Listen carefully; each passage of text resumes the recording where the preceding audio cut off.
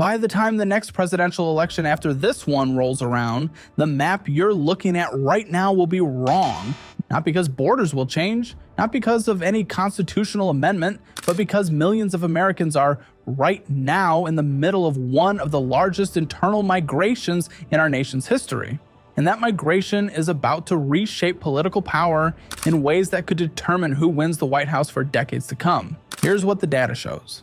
After the 2030 census, Texas is projected to gain 4 congressional seats, Florida 4 more. Meanwhile, California, the most populous state in America, the economic engine of the West Coast, is on track to lose 4 seats. That has never happened before. Not once in California's entire history as a state. New York will likely lose 2, Illinois 2 more, Pennsylvania, Minnesota, Oregon, each losing 1.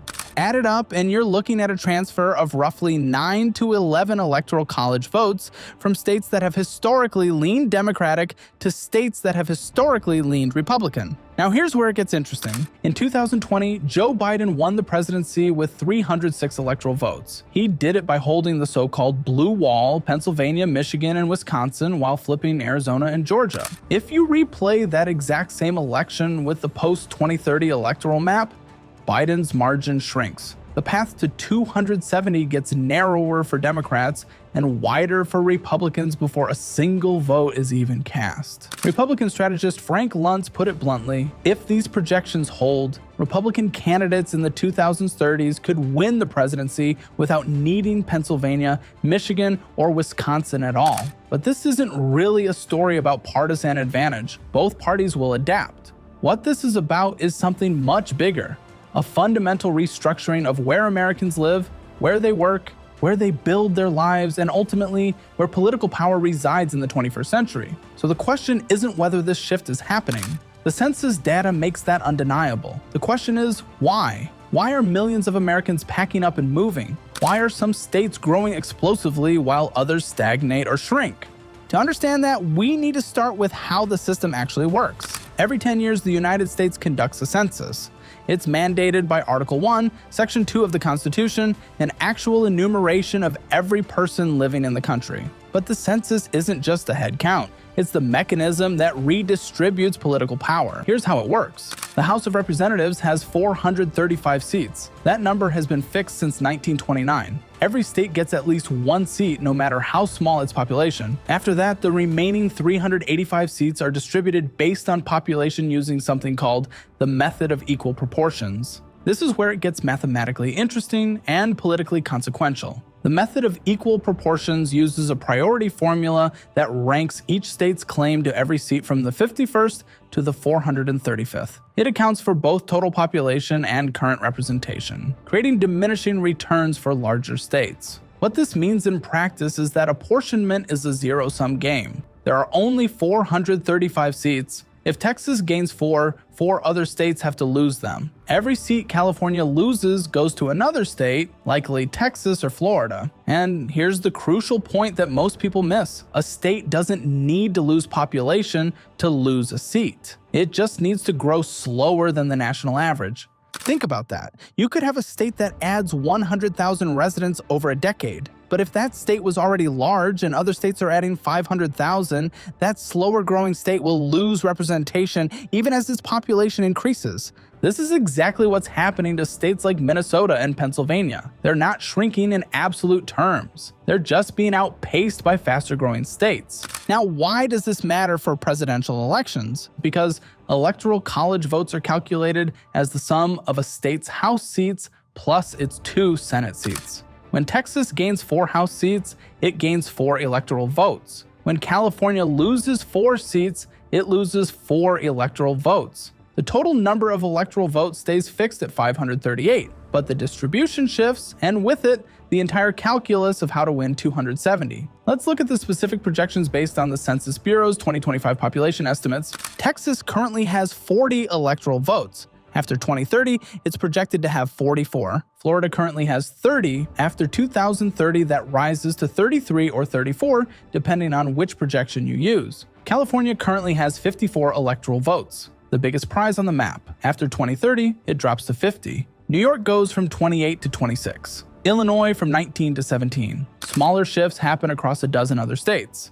Georgia gains 1, North Carolina gains 1, Arizona gains 1, Utah and Idaho each gain 1. Meanwhile, Pennsylvania loses 1, Michigan loses 1, Minnesota loses 1, Oregon loses 1. When you total these changes, the net effect is clear. The Sun Belt and Mountain West are gaining power, while the Northeast and Midwest are losing it. But projections are just math. The real question is what's driving the underlying population changes. Americans have always been a mobile people. In the 1800s, they moved west for land. In the early 1900s, they moved to cities for factory jobs. After World War II, they moved to suburbs for space and the American dream. But the migration happening right now is different. It's not about following a single opportunity. It's about fleeing conditions in one place and seeking something better somewhere else. And the data shows it's happening on a massive scale. Between 2020 and 2025, California lost 1.63 million residents to domestic migration. That's not total population change. That's just Americans leaving California for other states, 1.63 million people in 5 years. New York lost 1.05 million to domestic migration over the same period. Illinois lost 431,000. Where are they going? Texas gained 760,000 domestic migrants. Florida gained 829,000. North Carolina gained 468,000. Arizona gained 253,000. Idaho gained 131,000. Let me put Idaho in perspective. The state's total population is about 2 million people. In 5 years, it gained domestic migrants equal to roughly 7% of its entire population. That's like if California, a state of 39 million, suddenly absorbed 2.7 million new residents from other states. Except California is doing the opposite. Now, population change isn't just about migration. There are 3 components: domestic migration, international migration, and natural increase, which is births minus deaths. For decades, California's population model worked like this. Yes, more Americans left California than moved there from other states, but that loss was offset by 2 things. First, international immigration, people coming from other countries. Second, natural increase. California's relatively young population meant more births than deaths. This model worked. Despite chronic domestic outflow, California kept growing and gaining congressional seats for over a century. Then something changed. In 2025, net international migration to the United States dropped from 2.7 million the previous year to 1.3 million. That's a 54% decline in a single year. The reasons are complex: tighter border enforcement, changes to refugee and asylum policies, global economic conditions. But the effect was immediate and dramatic. For California, this was catastrophic to its demographic model. In 2024, the state received 361,000 net international migrants. In 2025, that number fell to 109,000. Meanwhile, domestic outmigration continued unabated. In 2025 alone, 229,000 more Americans left California than moved there from other states. Do the math. With natural increase of around 110,000 and international migration down to 109,000, but domestic outflow at 229,000, California's population actually declined by about 9,500 people. For the first time in modern memory, California shrank. New York experienced something similar. The state had relied on massive international migration, over 290,000 in the 2023 to 2024 period, including many asylum seekers, to mask its domestic losses. New York City alone spent an estimated $12 billion housing these new arrivals. A $12 billion bill. City Hall now projecting that the migrant crisis is going to cost taxpayers $12 billion by July 1st. To about 95,000 in 2025. New York's domestic losses of 138,000 were exposed. The state barely grew at all. This collapse in international migration is the accelerant that turned a slow-burning demographic shift into a 5-alarm fire. States that were treading water are now drowning. States that were growing are now surging. But that still doesn't answer the fundamental question: why are Americans leaving states like California and New York in the first place? The answer comes down to 3 words that touch every aspect of American life: cost of living. If you want to understand why California is shrinking and Texas is booming, you can find the answer in a single number. The median home price in California is $877,000. In Texas, it's $301,000. Let that sink in. A median home in California costs nearly 3 times what it costs in Texas. For a typical family, that's the difference between home ownership and renting forever. It's the difference between building generational wealth and perpetual financial precarity. Housing costs are the single strongest predictor of domestic migration in America today. When the Bureau of Economic Analysis measures regional price differences, California scores 112.6 on overall cost of living, 12.6% above the national average. But for housing specifically, California scores 157.8, meaning housing costs are nearly 58% higher than the national average. Compare that to Texas, which scores 97.4 on housing, actually below the national average. North Carolina scores 80.8 for housing. Georgia scores 88.3. Now you might think wages are higher in California too. That's true, but not enough to offset the cost difference. When you adjust poverty rates for cost of living using the Census Bureau's supplemental poverty measure, California has the highest poverty rate in the nation. This subject matter can be hard to digest, but for most Americans, their personal financial situation is the hardest subject to approach and manage. But with the DollarWise budgeting app, you can finally take control. And since there's a free trial, you can see for yourself. Get a full picture, automate your budget, get powerful insights, and set real goals that change your life. Stop with the overcomplicated budgeting apps like YNAB that no one can figure out. No more being told what to do with Ramsey's Every Dollar. End up being sold a mortgage with Rocket Money, and don't let private equity own you with Monarch. Take the change you need with a budgeting app that was built for people like you, by people like you. Go to dollarwise.app or click the link below to start your free trial. Higher than Mississippi, higher than Louisiana, higher than West Virginia, the supposedly wealthy Golden State has more people living in effective poverty than anywhere else in America. This isn't just about buying a house. It affects everything.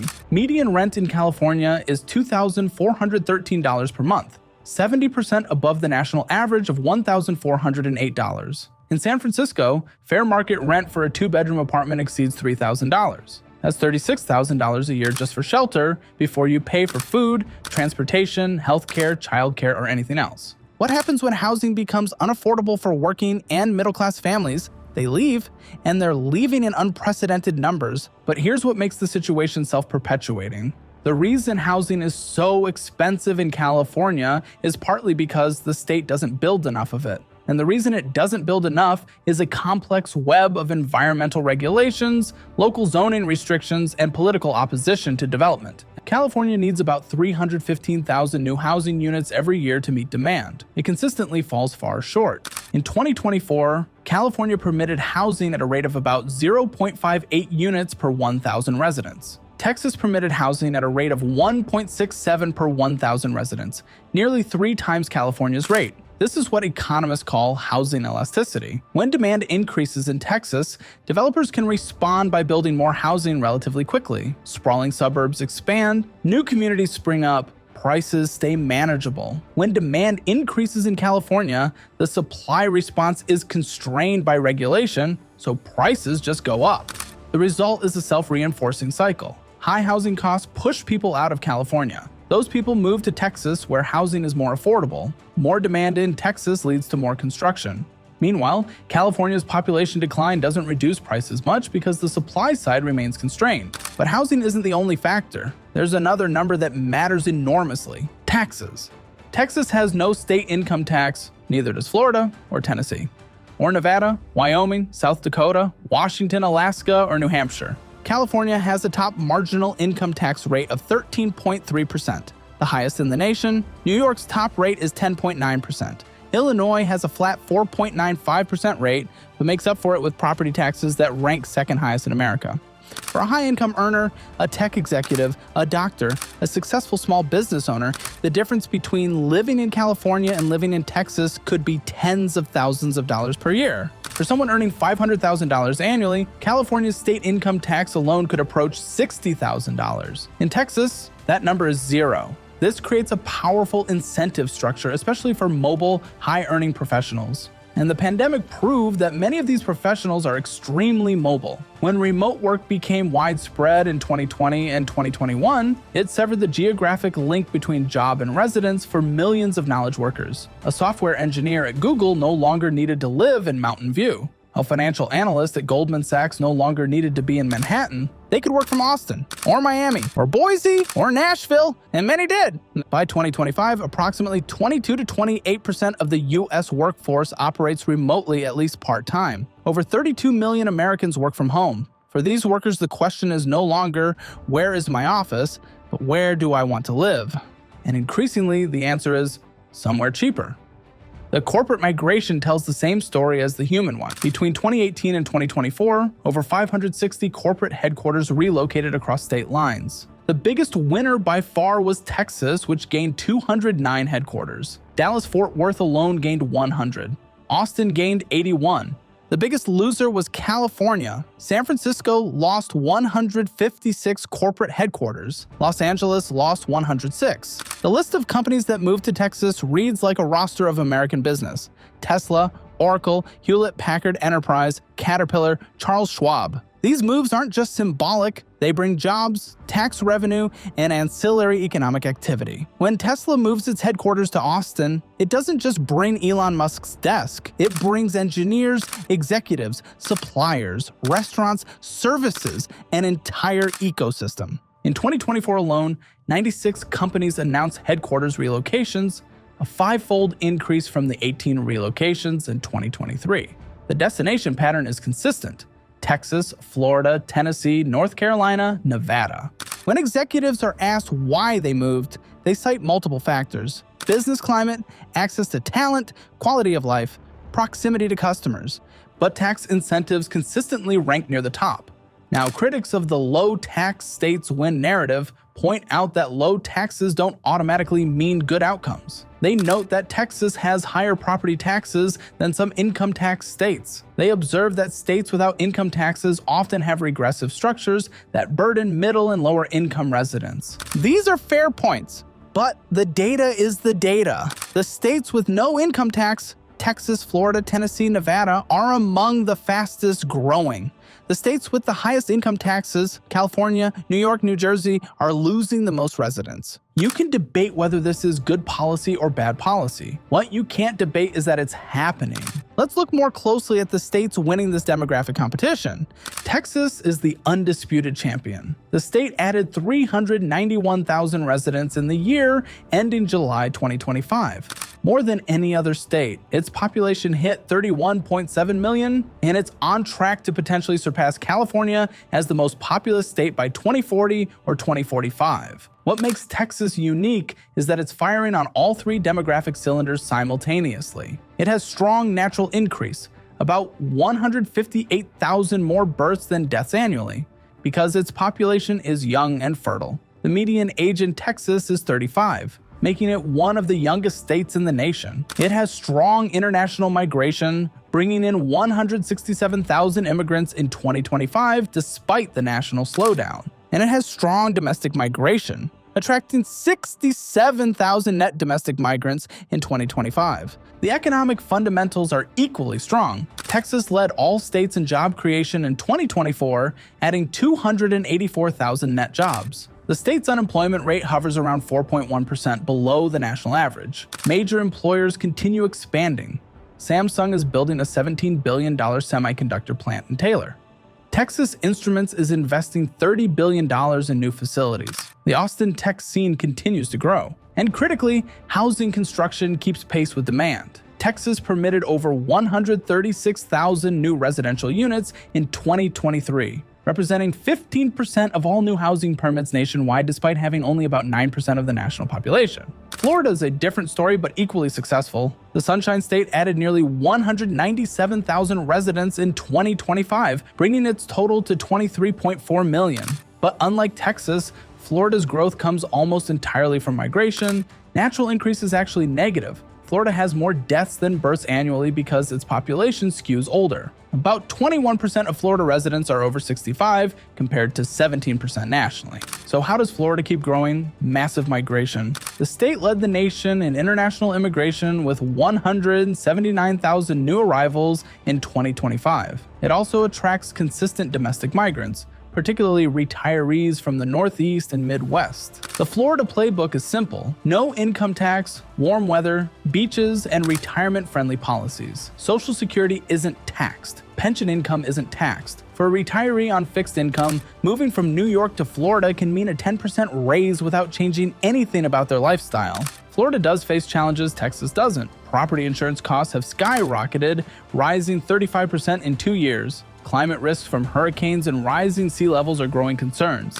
Housing in Miami and coastal cities has become expensive. Domestic migration to Florida has actually slowed significantly from 314,000 in 2022 to just 23,000 in 2025. But international migration has picked up the slack, and Florida's brand as a retirement destination remains powerful. The Mountain West tells a third story. Idaho has the highest domestic migration rate in the country relative to its population. Between 2021 and 2025, the state gained domestic migrants equal to 3.4% of its current population. Only South Carolina had a higher rate.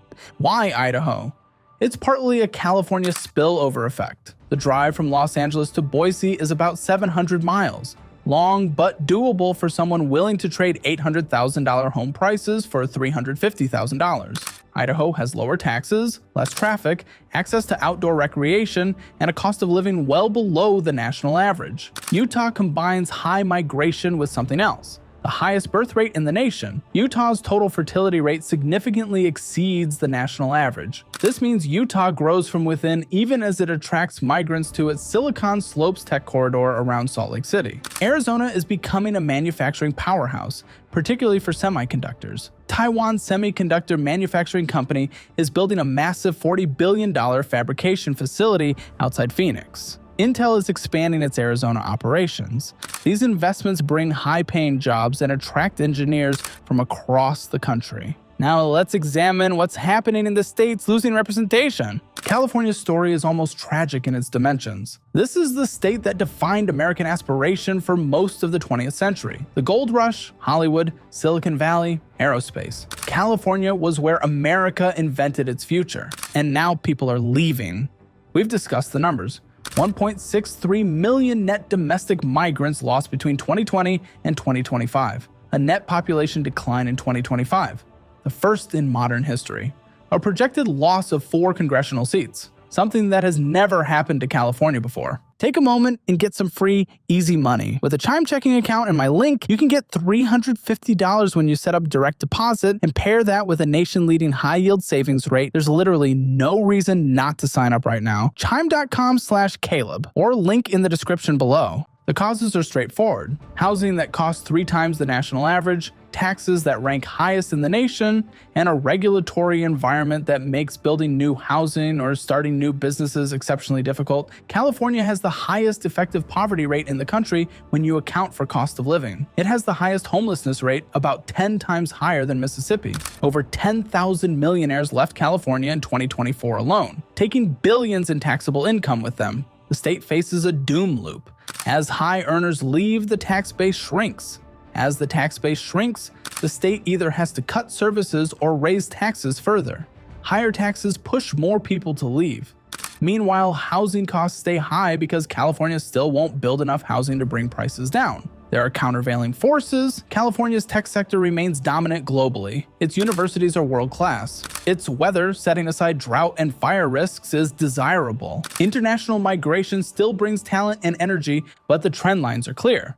California is losing its population growth engine. Population dropped by 500,000 people over a 2-year period. And the 2030 census will document the results. New York faces similar dynamics. The Empire State lost 138,000 residents to domestic migration in 2025 alone. Progress in managing the migrant crisis. Today, Mayor Adams announced plans to shut down 13 shelters by June 2025. Since 2020, the cumulative domestic outflow exceeds 1 million people. The top destinations: Florida, North Carolina, Texas, New Jersey, New York City, once the undisputed center of American economic and cultural life, is losing its pull. Remote work has undermined the need to be physically present in Manhattan. High taxes, the highest state and local tax burden as a percentage of income in the entire country, push high earners to Miami or Austin. The city saw a temporary reprieve when a surge of international migrants arrived in 2023 and 2024, over 290,000 in a single year.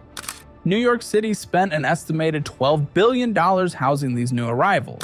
But with international migration dropping sharply in 2025, that influx has slowed dramatically. The underlying domestic exodus continues. Illinois represents a different kind of decline, the Rust Belt story.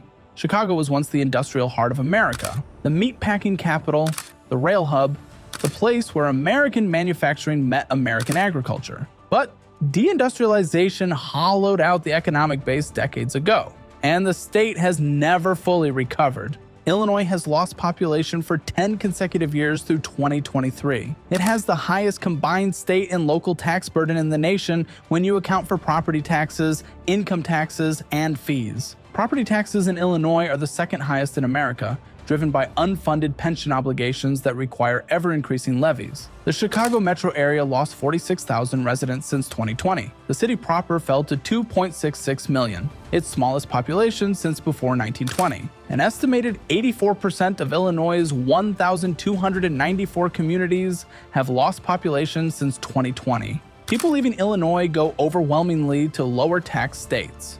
95% of departures go to states with lower tax burdens. The top destinations are Florida, Texas, Arizona, and Tennessee. Illinois gained 112,000 international migrants in 2024, which masked the domestic exodus. But relying on international migration to offset domestic flight is the same broken model California and New York have, and it's vulnerable to the same collapse.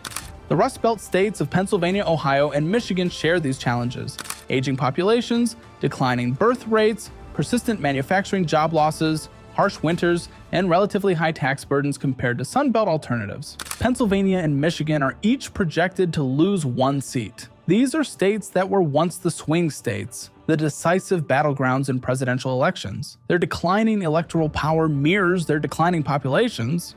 Minnesota is a special case. In 2020, Minnesota was awarded the 435th and final congressional seat by a margin of just 26 residents over New York. 26 people, the statistical equivalent of a rounding error, determined which state got that seat. Minnesota's population is growing, but not fast enough to keep pace with national growth. Its domestic migration actually turned slightly positive in 2025 for the first time this decade. But with international migration down and overall growth rates below the national average, Minnesota is highly likely to lose that 435th seat in 2030. Before we project forward, we need to acknowledge the uncertainties, the factors that could change these trajectories. The first wildcard is immigration policy. The dramatic drop in international migration in 2025 accelerated these demographic shifts. If immigration increases again through policy changes or changed circumstances, it would benefit the traditional gateway states. But here's the nuance. Immigration benefits both gaining and losing states.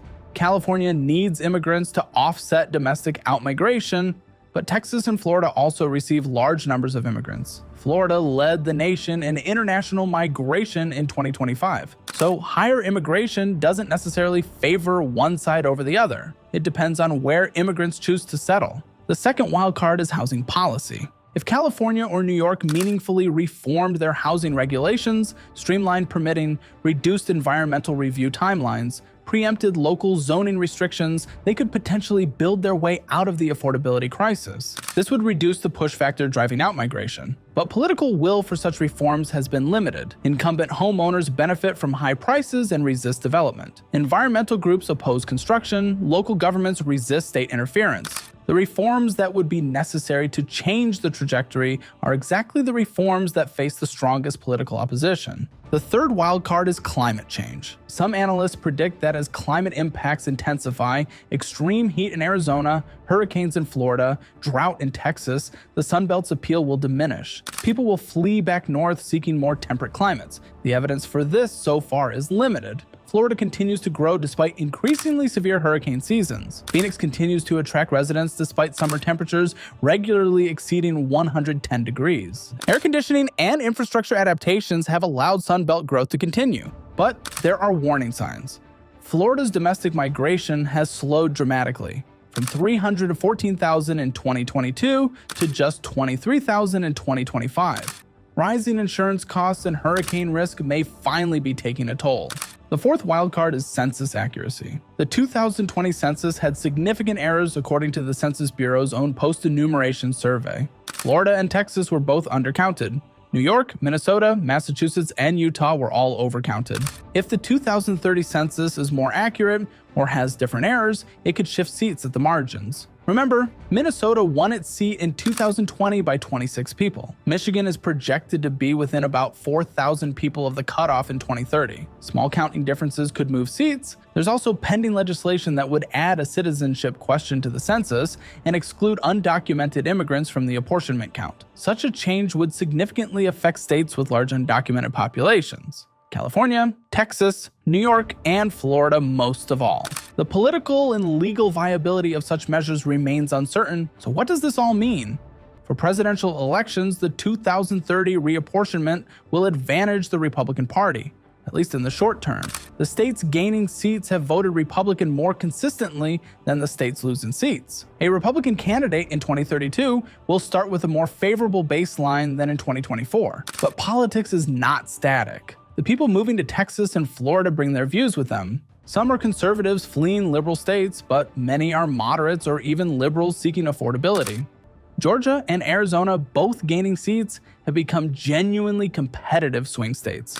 North Carolina has been competitive for years. The assumption that gaining seats in red states automatically helps Republicans may prove outdated. It depends on who's moving and how state electorates evolve. 84% of Southern population growth between 2022 and 2023 came from Black, Latino, and Asian populations. The Sun Belt is not simply becoming a bigger version of what it was, it's becoming something demographically different. For Congress, the shift will accelerate a long-term trend, the South and West gaining power at the expense of the Northeast and Midwest. By 2030, the South is projected to hold about 164 House seats, nearly 4 in 10 members of the entire House. Texas's delegation of 42 members will rival California's 48. This has policy implications. Representatives from the growing Sun Belt will have more influence over federal legislation. Their priorities: energy development, border security, infrastructure for sprawling metros will carry more weight. For the states themselves, the implications are existential. The states gaining population will face challenges of growth: infrastructure that can't keep pace, schools that are overcrowded, traffic that worsens, housing that becomes expensive. Texas and Arizona are already grappling with water scarcity. Florida is confronting insurance crises and climate vulnerability. Utah's housing prices are rising rapidly as demand outpaces supply. The states losing population face the opposite: shrinking tax bases, aging infrastructure with fewer users to support it, unfunded pension obligations spread over fewer workers, and a brain drain as young, ambitious people seek opportunities elsewhere. This is the cruel math of population decline. Schools close, businesses shutter, government services deteriorate, property values fall. The people who remain are often those who can't afford to leave, creating a cycle of concentrated poverty and decline. Detroit has lived this story. Cleveland has lived it. Buffalo has lived it. Now entire states may follow similar trajectories. Every census is a snapshot of where America stands.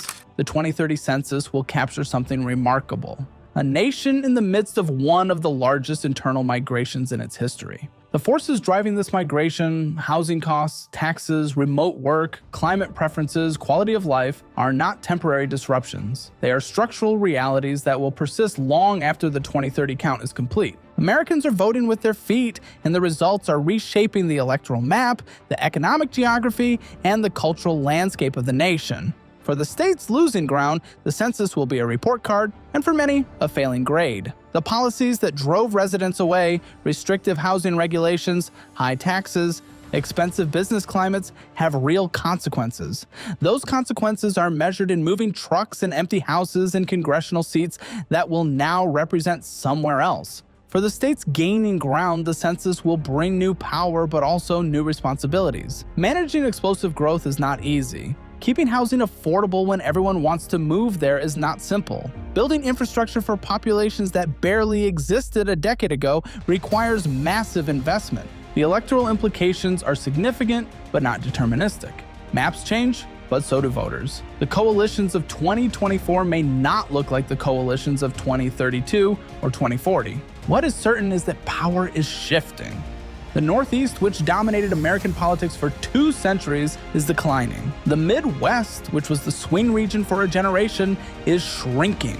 The South and West, which were peripheral for most of American history, are ascending. This is the Great Reallocation. It has been building for decades. The 2030 census will make it official. And for every state in the union, whether gaining or losing, growing or shrinking, the message is the same. Demography is destiny. Policy choices have consequences. Americans will live where life is good and affordable and full of opportunity. The states that provide those things will win. The states that don't will lose. The map is being redrawn. By 2030, we'll know exactly how.